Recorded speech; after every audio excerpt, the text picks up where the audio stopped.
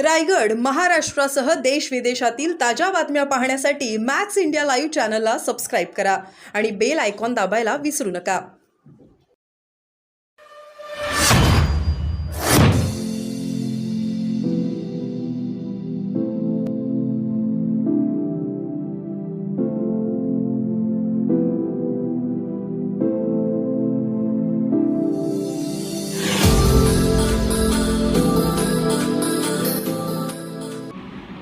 वरून बघून देशातून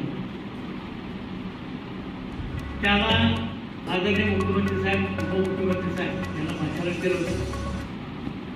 त्यानंतर त्या तत्कालीन जे रेल्वे मिनिस्टर होते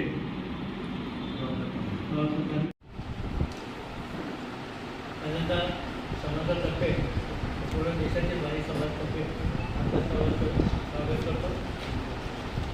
त्या सेवाला 1 ऑक्टोबरच्या समाजाच्या वतीने आम्ही सर्वजण स्वागत करीत आहोत. आपल्याला क्वेश्चन सुरू करा.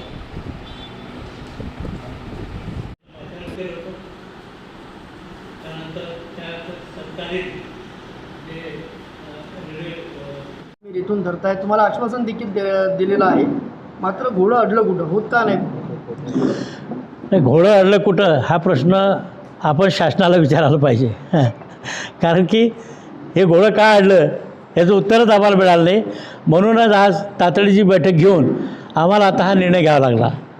आम्ही अत्यंत नाराज आहे की जी गोष्ट सभागृहामध्ये मंजूर केल्या जाते, मान्य केल्या जाते, विधानसभेच्या पटलावर ज्याची नोंद होते काय, त्या गोष्टीचं इम्प्लिमेंटेशन करायला 1 वर्ष लागतं काय, आम्हाला वाईट वाटलं. अजूनही आम्ही शासनाला 5-6 दिवस दिलेले आहेत, 22 तारखेपर्यंत दिलेलं आहे.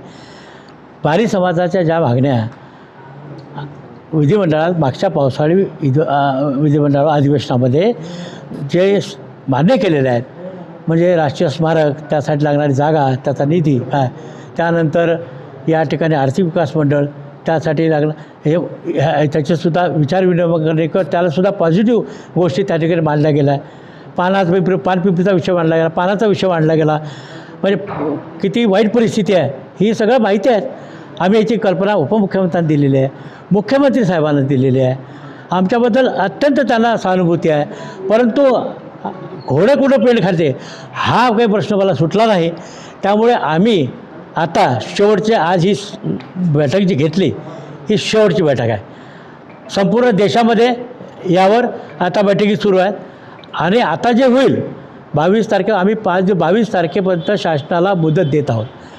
शासनाने 5 दिवसामध्ये आमचा विषय संपवावा आणि मग पुढचं अधिवेशनामध्ये सगळ्या आमच्या मागण्यांच्या स्वरूपात जे आर्थिक बर्डन आहे त्याकरता विधिमंडळाच्या अर्थसंकल्पीय अधिवेशनामध्ये त्याचा समावेश करावा.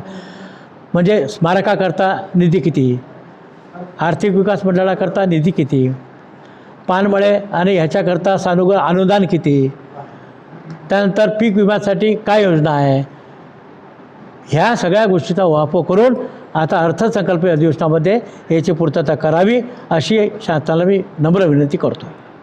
22 नंतर जर मागणी झाली तर आमच्याकडे वेगवेगळे पर्याय आहेत काय. आम्ही आता 22च्या संध्याकाळी किंवा 22च्या सकाळी आम्ही त्यावर फायनल निर्णय घेऊ आणि आम्ही काय करणार आहोत ती त्याच दिवशी आम्ही जाहीर करू. तुम्हाला वाटतं का 1 वर्षापासून होईल? कारण तुम्हाला आक्रमक भूमिका घ्यायची वेळ का आली? नाही, आम्हाला अजूनही आशा आहे. आम्ही आशा द्यावत आणि आमचा विश्वास आहे की बा ठीक आहे, नाही नसेल काल केलं आहे का आता तरी केलं असेल.